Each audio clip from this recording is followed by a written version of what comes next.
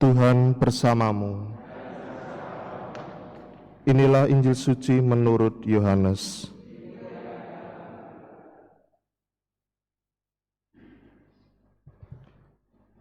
Dalam rumah ibadat di Kapernaum, Yesus berkata kepada orang banyak, "Semua yang diberikan Bapa kepadaku akan datang kepadaku, dan barang siapa datang kepadaku tidak akan kubuang.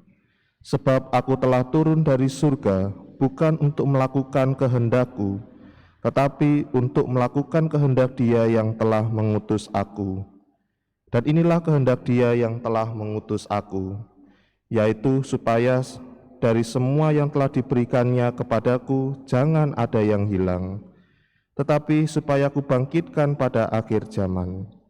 Sebab inilah kehendak Bapa-Ku, yaitu supaya setiap orang yang melihat Anak dan yang percaya kepadanya beroleh hidup yang kekal, dan supaya aku membangkitkannya pada akhir zaman." Demikianlah sabda Tuhan.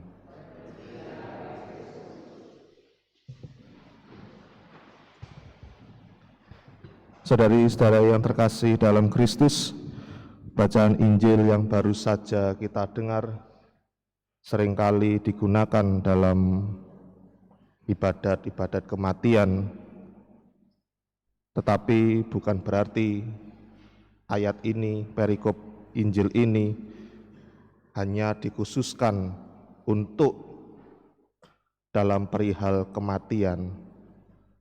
Satu hal yang bisa kita renungkan dari sabda Tuhan Yesus ketika berada di rumah ibadat di Kapernaum ini adalah bagaimana sabda Tuhan Yesus ini menginginkan sebuah persekutuan antara Bapa dengan manusia, sehingga banyak sekali sabda Tuhan Yesus yang mengatakan seperti, "Semua yang diberikan Bapa kepadaku akan datang kepadaku, dan barang siapa datang kepadaku tidak akan kubuang."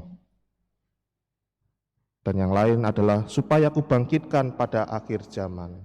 Ini ingin mengatakan bahwa Allah Bapa sejak awal menginginkan kebersatuan manusia dengan Sang Penciptanya untuk hidup kudus di dalam Tuhan. Maka saudara-saudara yang terkasih, hal ini juga bukan hanya berlaku bagi kita yang masih hidup di dunia ini, tetapi juga bagi mereka yang telah dipanggil Tuhan, bahwa kita percaya kita akan mengalami kebersatuan dengan Tuhan Yesus di surga. Akan tetapi permasalahannya adalah kita tidak bisa langsung mengalami kebersatuan dengan Allah Bapa di surga, karena dengan melihat pengalaman hidup kita sehari-hari di dunia ini, seringkali kita jatuh ke dalam dosa, dan dosa itulah yang membuat kita seringkali jauh dari Tuhan, bahkan tidak mengandalkan Tuhan dalam diri kita. Maka orang yang telah meninggal disucikan dulu, dipersiapkan dirinya agar mereka bisa mengalami kebersatuan dengan Allah Bapa di surga. Maka bagi kita yang masih hidup di dunia ini, kita pun memiliki tugas untuk mendoakan saudara-saudara kita yang telah meninggal ini untuk bisa bersatu dengan Allah Bapa di surga.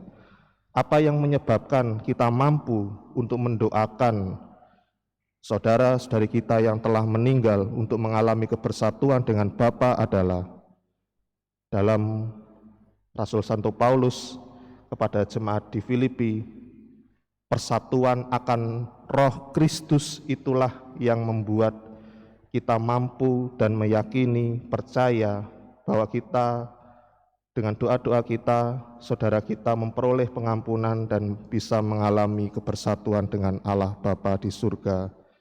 Semoga dengan niat-niat baik kita untuk berdoa bagi saudara kita, saudara-saudara kita yang telah meninggal, akhirnya mereka memperoleh pengampunan dosa dan akhirnya mereka bisa mengalami persatuan dengan Allah Bapa di surga.